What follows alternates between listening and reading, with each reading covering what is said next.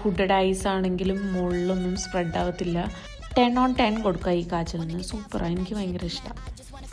കണ്ണെഴുതണ എനിക്ക് നല്ല ഇഷ്ടമാണ്. കണ്ണെഴുതണ പല എക്സ്പെരിമെൻറ്റ്സ് ഞാൻ നടത്താറുണ്ട്.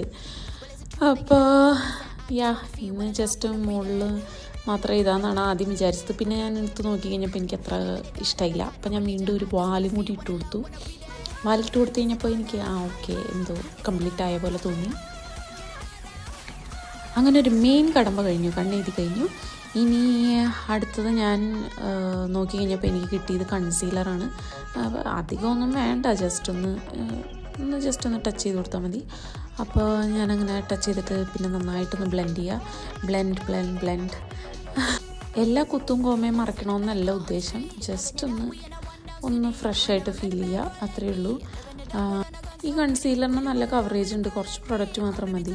അപ്പോൾ ചെറിയ ഒരു ക്വാണ്ടിറ്റിയിൽ തന്നെ നല്ല